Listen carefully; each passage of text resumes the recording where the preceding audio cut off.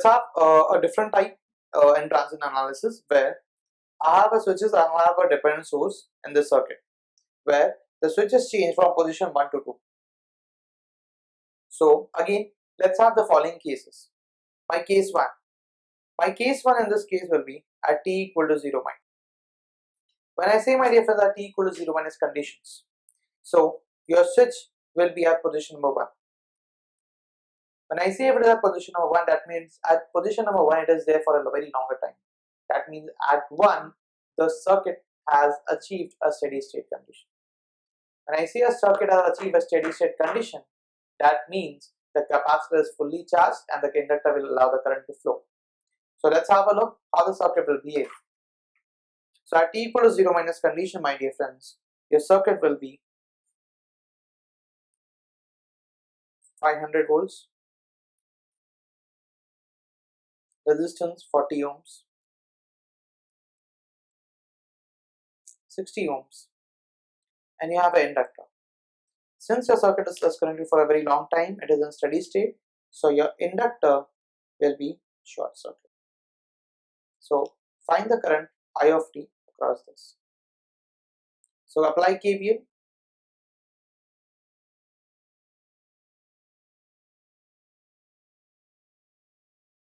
We get, so it will be 100 I of 0 minus equal to 500. So I of 0 minus will be equal to 5 amperes. Now let's have the condition 2. What happens at t equal to 0 plus? That means when switch move further, it travels from point 1 to point 2. When it travels to point 2, my dear friends, your circuit in that case will be represented as a dependent voltage source 10 I of t having a resistance 60 ohms,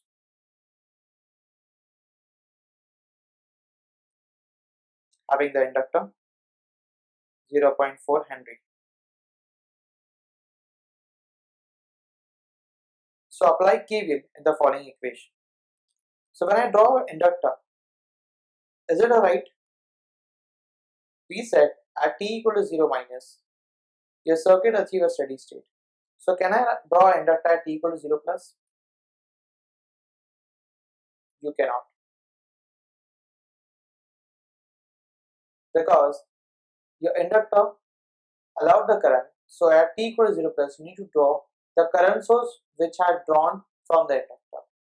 So which we got the value of I of 0 minus. So redraw the circuit will be a dependent voltage source having a resistance 60 ohms, and in the place of inductor you will be drawing a current source having a direction downward. The value which you got is nothing but 5 amperes.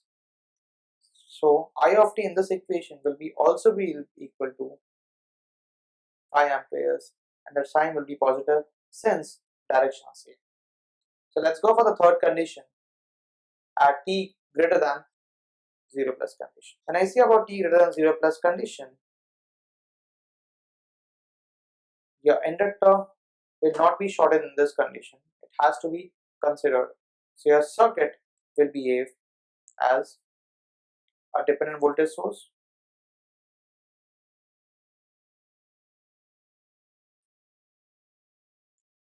(60 ohms),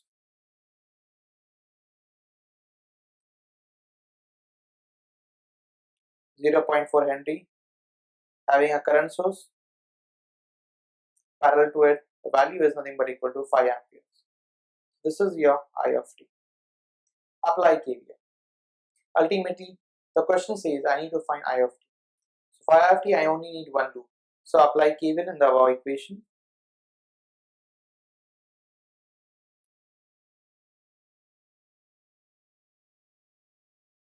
So you have one resistance, so it will be 60 I of t. You have inductor, so it will be 0.4 dA upon dt. Either you write I1, either you write I, because there is only one current, it doesn't matter. Equal to, your current enters into negative, so it will be positive. shift I of t term inside. On RSS there should be only numbers. So the equation will be 0.4 di upon dt plus 60 I of t minus 10 I of t equal to 0. Simplify the equation. It will be 0.4 di upon dt plus 50 I of t equal to 0. The above equation I need to compare with my standard equation, which is given by di upon dt plus pi is equal to q. So this says the coefficient of di upon dt should be equal to 1. If I see the above equation, the coefficient is 0.4. That means I have to divide throughout by 0.4. So the equation will be di by dt plus, so it will be 50 divided by 0.4. So it will be 125 I of t equal to 0. So compare the above equation with this equation and I get the value of p and q. The value of p is nothing but 125. The value of q is nothing but equal to 0. So the equation which we get is, after putting the value in the standard equation, which is given by I of t is equal to e raised to minus pt q e raised to pt into dt plus k e raised to minus pt. So I of t will be, so p is nothing but equal to minus 125, q is 0, so e raised to 125t into dt plus k will be as it is, so the p is given as minus 125t. Since q is 0, the whole term will become 0. So yeah, I of t equation will be given as I of t will be equal to k e raised to minus 125 into t. So if I need to find k, my dear friends, I need to put t is equal to 0. For putting t is equal to 0, the equation which I get is I of 0, k, anything raised to 0 is equal to 1.